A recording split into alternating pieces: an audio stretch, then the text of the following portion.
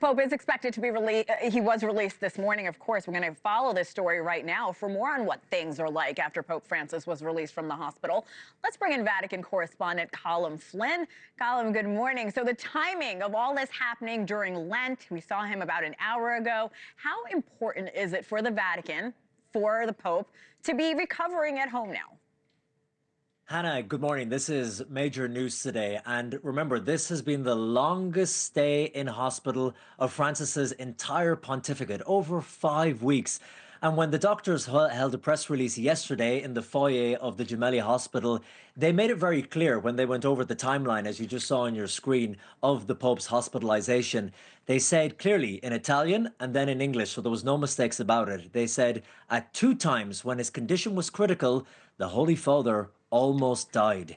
So the unusual thing about this as well is that we had not seen the Pope in the past when Pope John Paul II was hospitalized in that very same hospital, in that same hospital suite on the 10th floor. He had come to the window periodically, he had waved out at the people. But with Pope Francis, we had received a photograph just a few days ago of kind of the back of the Holy Father's head as he was praying in his private chapel. We had been given an audio note, which I know you played here on NewsNation, and you could hear that the Pope's voice was very weak. He was struggling to get his words out. You could hear the oxygen coming out of the oxygen mask as well beside him. So people were fearing the worst because they hadn't seen the Pope come to the window. So today, to have him come up and deliver his Sunday Angelus, as you said, a little bit of normalcy back, because he would normally do that over at the Apostolic Palace in St. Peter's Square, and then to have him returning, stopping off in the St. Mary Major to say a prayer to the Madonna on his way back to Vatican City, the smallest nation state in the world. This is a huge step, and now we're all waiting to see what will happen next for the Holy Father. And now we're taking a live look at Vatican City. You've personally met Pope Francis, Colm. Can you talk to me about what kind of person he is, especially now that he will be recovering from such a difficult episode? Yeah, he's a remarkable person. As you see the live shot there of St. Peter's Square and the beautiful Basilica, the Apostolic Palace there on the screen.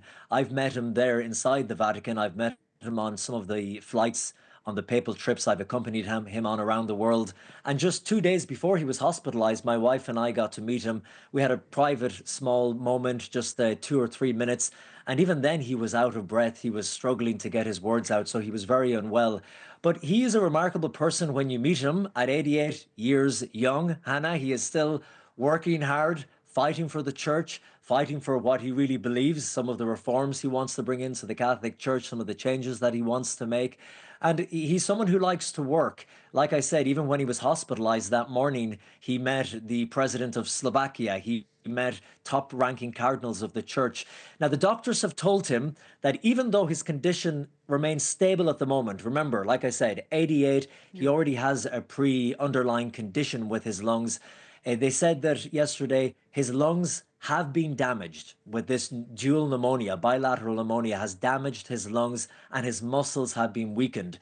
So it's not like he's going straight back into work. They've said that he has to continue his therapies, his physiotherapy. He will have to undergo speech therapy because his voice has been weakened.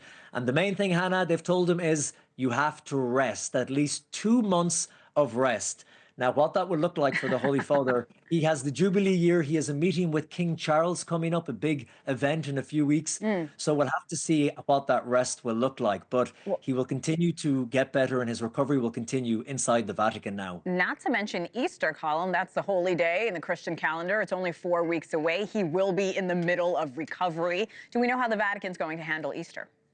They haven't said yet, but you're right. This is the most important time in the liturgical calendar, and normally it would be the Pope presiding over all of the major events right there at the Vatican. We suspect when he does get very sick, he will delegate it to high-ranking cardinals. So he may be present at a lot of these events and these masses, but we suspect he won't be the one as the main celebrant or leading them so that he can rest his voice. But again, with Pope Francis, you don't know. We have to wait and see. Well, we were happy to see him this morning, and very cool picture with you and the Pope. Colm Flynn, thank you so much for coming on. Thanks for watching. Go to joinnn.com to find NewsNation on your television provider. And don't forget to click the red subscribe button below to get more of NewsNation's fact-driven, unbiased coverage.